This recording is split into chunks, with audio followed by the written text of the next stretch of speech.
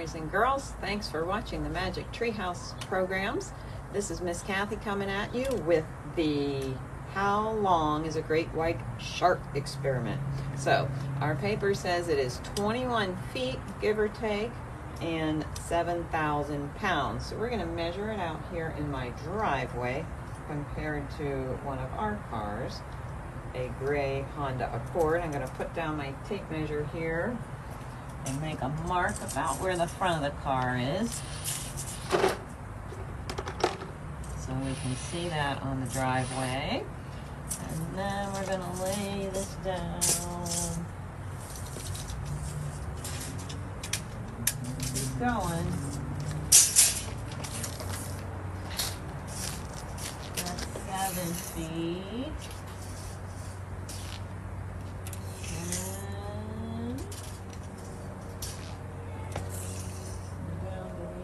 Tape measure here. 16 feet is how long the car is, and that's how long our tape measure ended up being too. So now we're going to do another 5 to 6 feet here. We'll do 5. Another 5 feet puts us at here.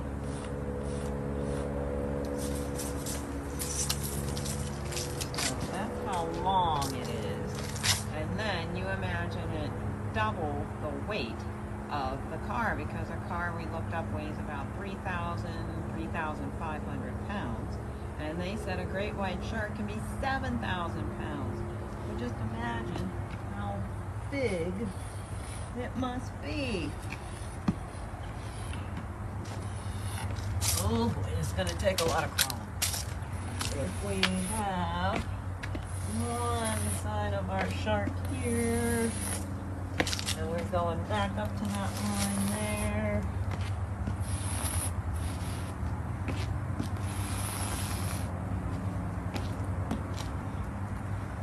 We have a very round shark.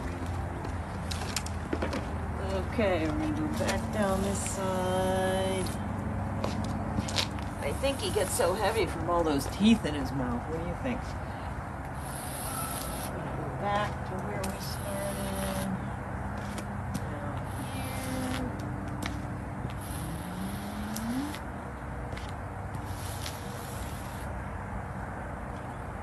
So there's a rough shape. It looks more like a Goodyear blimp to shark, but it's how big in my imagination is, but it's definitely the right length. And imagine it twice the weight of a car. So, pretty awesome animal. Okay, stay tuned for more experiments and crafts and things with dolphins at daybreak. Bye. Hi, and welcome to the activity section of Dolphins at Daybreak. The first thing on the list, if you picked up one of these packets from the library or if you printed it out from the links provided on the web page, is make a scrimshaw carving using soap. Scrimshaw was, it tells you on this paper here, the craft of carving designs into bone, which is what the whalers did way back in the 1800s, learned from the native people. And they would use the teeth or the jaw bones of the whales to create these carvings. And they saw a whale in Dolphins at Daybreak. My name's Miss Kathy, and we're going to make a scrimshaw carving here. So, one of the things it said to do was to use shoe polish or black paint to make your carving. So I have some shoe polish here. I have my bar of soap. And I have a drawing of a whale. A very poor drawing of a whale, but a drawing of the whale. So I'm supposed to hold this over the bar of soap like that. And then I have a plastic knife here.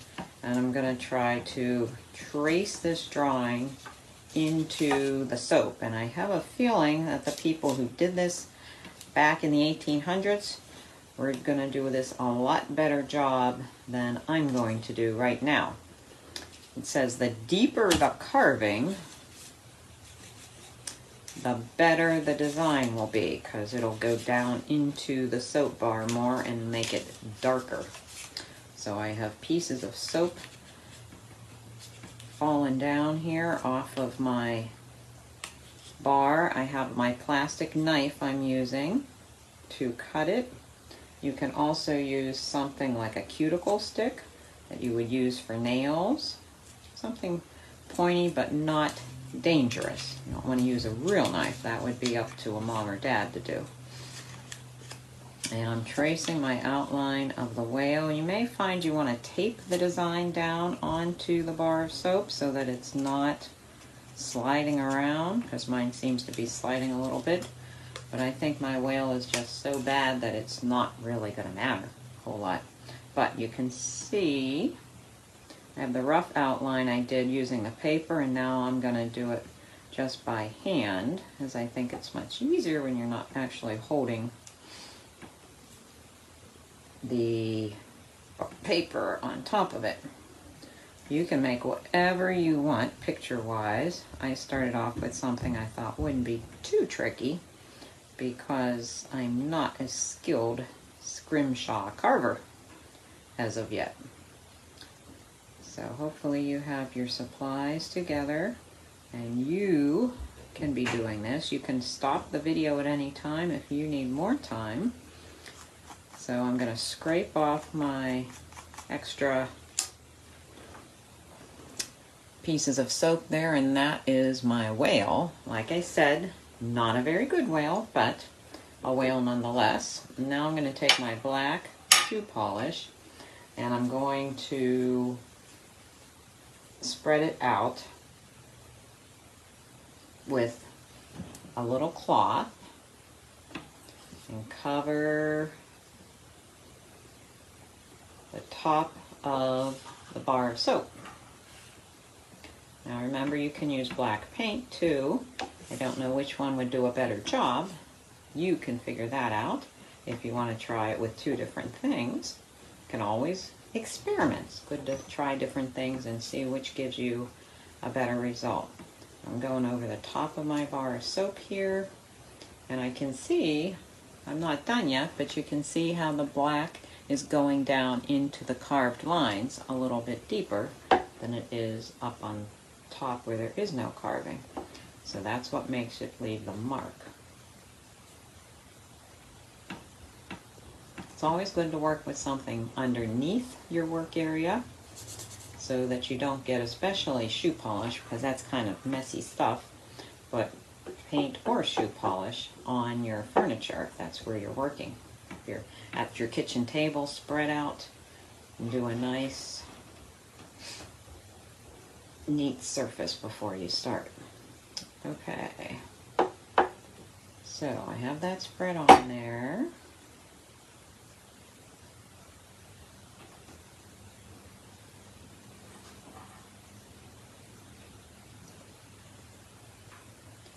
I'm going to go through over the lines where I did cut it a little bit darker so that I'm sure that it's going to be down in there. So that's what my finished design ended up looking like. And then I'm going to rub it off. It says a slightly damp cloth, so I'm going to make it a little bit wet here. You don't want it to be too wet. And then the part that's on top should have the black part wipe off, and the part that's carved into it should keep the black shoe polish down in it so that you keep your design on there and everything else becomes the white bar of the soap. Making it a little more wet so that I can get some of those black marks off of there. And we end up with a very nice bar of white soap again with a beautiful picture of a whale on there. Not really, but more beautiful than it was before we started, huh? So that gives you an idea you can certainly do probably a better job than I did, but there is my whale in my scrimshaw carving. And if you want to see examples of actual scrimshaw carving, you can go on the internet and do some searches and find good ones as compared to this one. But that's what mine ended up looking like. And you can also try it, like I said, you can use black paint and see what difference that makes, if that gives you a better or worse design. Okay, so that was making our scrimshaw carvings. And we do have a mess to clean up after that, but I will get to that a little bit later. Okay, second thing on the list was measure out the length of the great white shark, and that we do in a separate video that you can click on because I had to do that outside in my driveway. It was a beautiful day, one of these gorgeous fall days we've had, so I wanted to do that outside. I do tell you on your sheet, if you want to do it inside, you have to find maybe the hallway is a good place because it's pretty long. Did you see how big it was? Did you look at that video yet? It's huge. It's bigger than a car. So you can use pieces of paper laid end to end and measure it out if you want to do it like that too, and then you get an idea of how big it is. Okay, dolphin or shark activity paper that is included in this, and this is from the Magic Treehouse web pages. You have to label which of these items over on the side is done by dolphins and which of them are done by sharks. So let's go through here and see if we can figure out which is which. First one up is drinks milk. Which one do you think drinks milk? A dolphin or a shark? We are going to put that in the dolphin area because dolphins are mammals. And when they give birth to a baby dolphin, the baby dolphin drinks milk from the mommy. Okay, so that should go in one of these empty spots up by dolphin. How about the next one? Are cold-blooded. Ooh, we say cold-blooded killers these animals are. So that's definitely the shark, huh?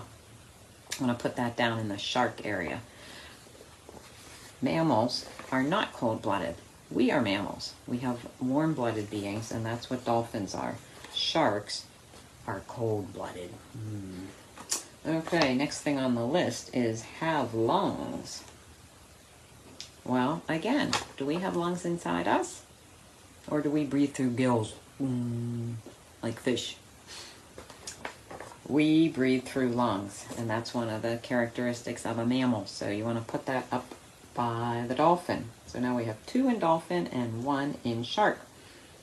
Next on the list, have live babies. Well, we know that we give birth to live babies, huh? Women do that are pregnant, and we know that dolphins do too, as opposed to laying an egg or doing something like that.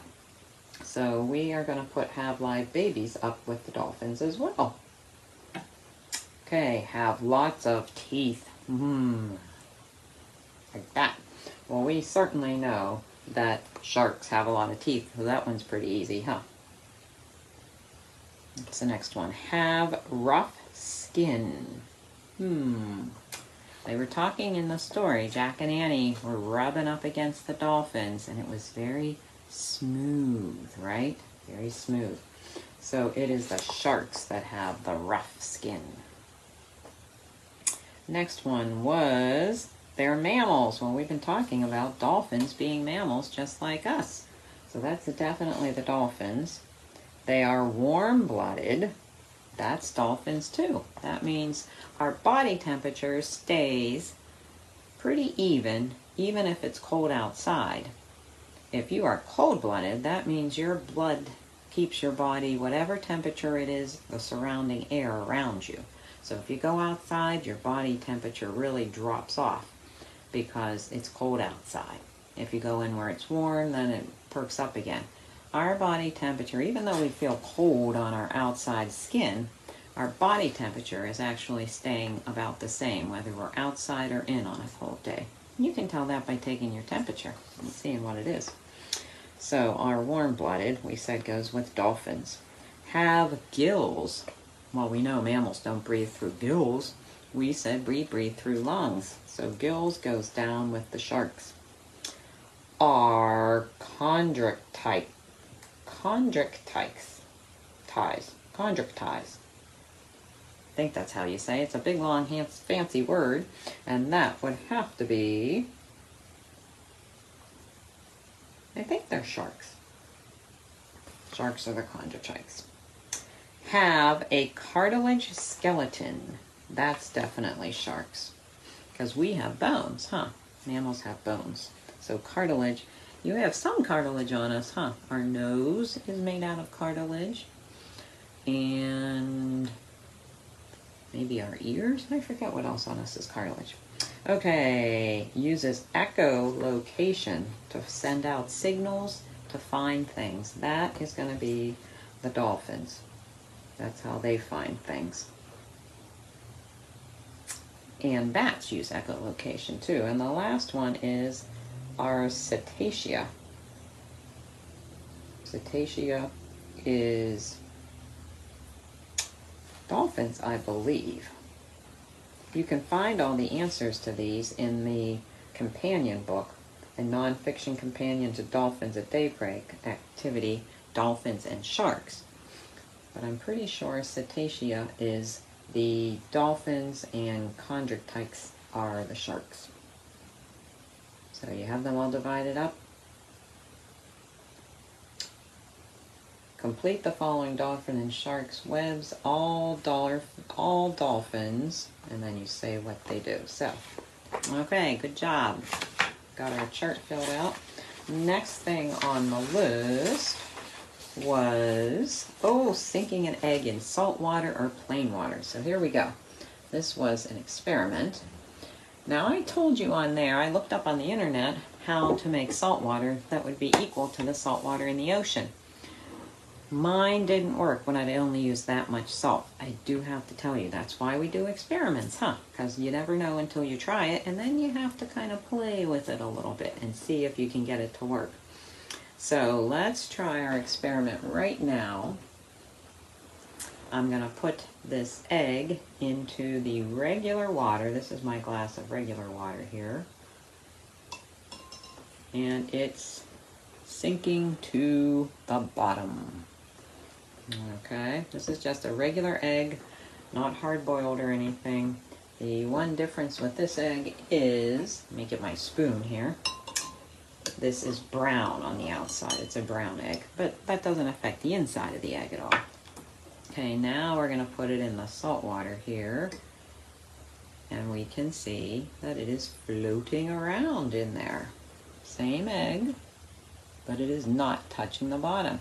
Now, what I started to say before, I had to use a lot more salt than what I told you, 4/4 of a teaspoon to 1 cup water.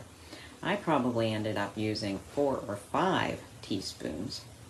So maybe that was a typo. I did 4 to 5 teaspoons instead of 4/5 of a teaspoon. Or maybe it was wrong on the internet where I looked it up. But you can see that the egg clearly floats in the salt water because it's so much denser. It's so much more solid. It has that solid matter of the salt in there. Even though it's dissolved, you can't see it, it's still in there. Okay, so then I decided to try some other things I might have around the house to experiment with. And I thought about a grape. Now, if we drop the grape in the plain water, what do you think is going to happen to it?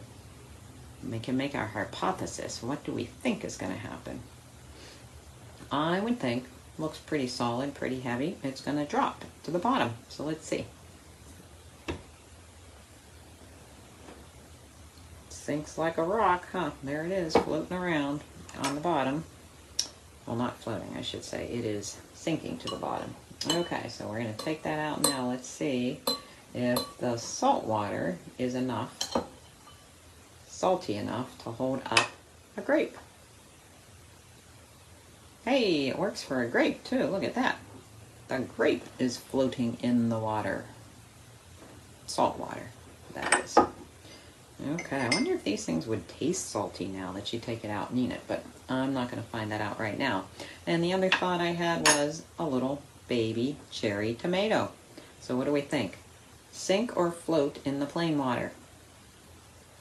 I'm going to go with this is probably going to sink to the bottom again. It feels pretty solid. It bounced there at first, but it did eventually sink, all the way to the bottom. So let's see about the salt water now, if it's going to sink or float in there. Hey, that floats too. I really hadn't tried that one yet. Pretty cool. So I'm sure you'd be able to find some things that would sink to the bottom in both. For example, let me just look around here. I have a little tiny thing of lip gloss. Let's see, is that gonna, oh my, that floats in the regular water. I think there's a lot of air inside there, that's why. So we know that would float with salt water if it's floating in the regular water. How about something very solid and heavy like a quarter? Okay, I know that's gonna sink right to the bottom there. Sinking right down in the bottom of the glass. Let's get it up here. Oh, that was a hard one to capture on the spoon. Now, let's see. Do you think this is going to sink or float in the salt water? I think this is probably going to sink personally, but let's see. Yeah, that's very solid and very heavy. See, that tomato and the grape have water in them and makes them a little bit more buoyant, but there's no water or extra air molecules in a quarter, so we'll flush our quarter out of there, and you see what other kinds of things you can think of at home that you might be able to test in salt water or plain water and try them out.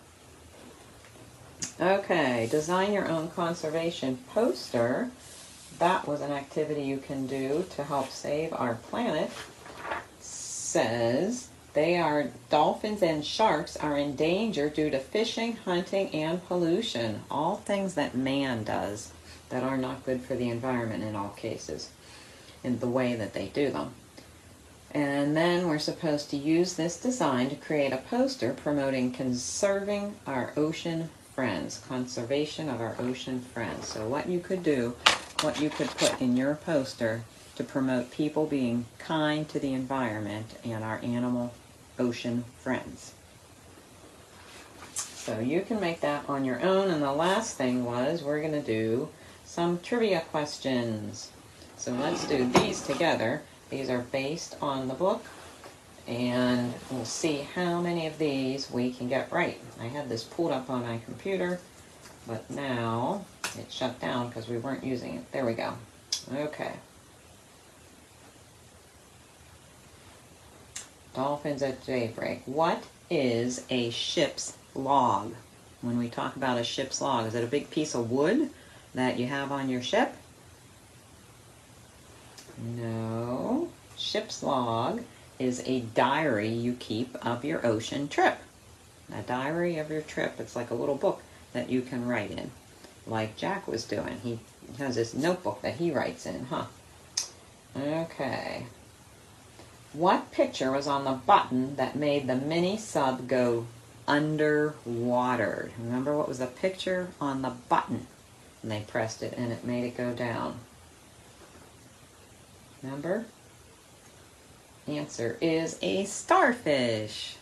You find them at the bottom of the ocean, and that's the picture that was on there.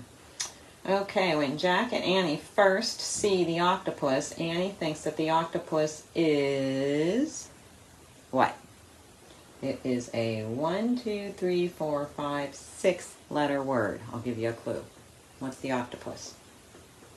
She thinks he's shy. Sorry, it wasn't 6 letters. They had 6 lines on my screen, so I assumed it was 6 letters. I didn't take this quiz either, so that we could be doing it together and I could guess the answers at the same time.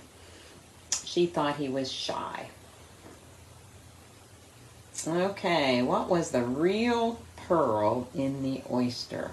What was the real pearl in the oyster?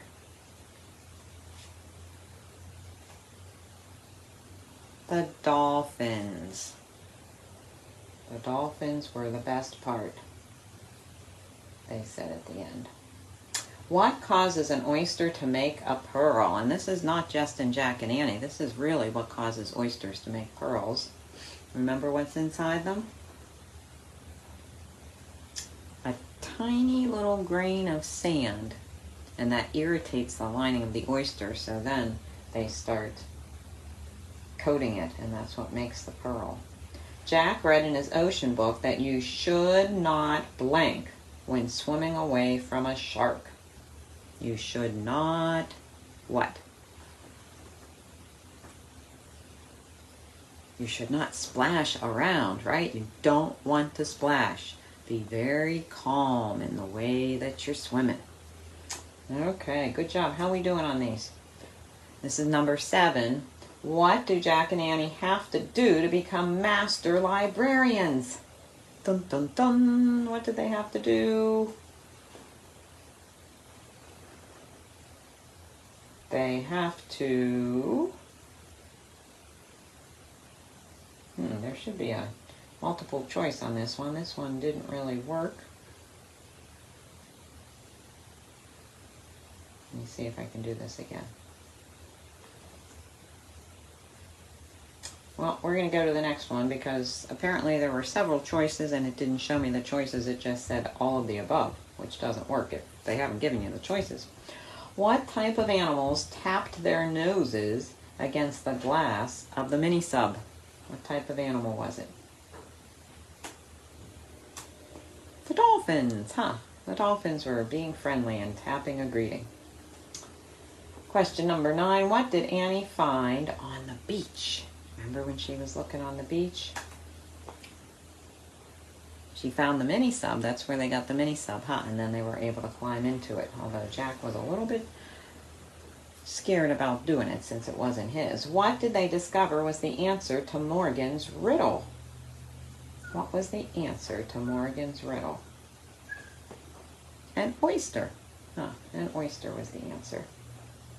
Because it had the pearl inside. Why did the octopus squirt black ink? And that is something octopus really do, because it saw the shark coming. Do-do-do-do-do-do. And Jack thought maybe it was because he wasn't being nice to it, but then he realized it was looking at something else. It was looking at that shark coming. Okay, question number 12. Why was the ground of the beach pink? Why was the ground pink? Because the beach was part of a coral reef. And a coral reef has all different colors on it. What did Annie name the 2 dolphins that they met underwater? Oh, do you remember their names? Sam and Suki. Sam and Suki. What did Annie tell Jack to do when they got tired from swimming? What was he supposed to do when they just couldn't swim anymore? She said to float. Just float in the water. But then they got tired doing that too, didn't they? That was a lot of floating and swimming they had to do. In chapter 5, Jack and Annie find out that the mini sub is defective. What does defective mean? We're getting really bright sun back behind me there. It means it's broken, huh? They've realized the sub was broken and they shouldn't be in it because it's going to probably sink. Okay, question 16. When Jack and Annie got tired of floating, what carried them back to the beach? Well, we know this one, huh? That was the best part of the whole trip. The dolphins. And last question. What do Jack and Annie have to do to get to the ocean? Whenever they need to go anywhere with Magic Treehouse, what do they need to do? They point to the book and say, I wish I could go there. And then the wind starts blowing and the treehouse starts spinning faster and faster until it's all absolutely quiet. And that's what we're going to be here because we are all done our activities. I hope you had fun doing these and that you can continue to do them some more on your own. Make your own scrimshaw carvings and your poster and your matching up the activities if you didn't get a chance to write them all in. And certainly do some more experimenting. So I will see you, the next Magic Treehouse will be Day of the Dragon King. Join us for some more fun. This has been Miss Kathy. Thanks. Bye.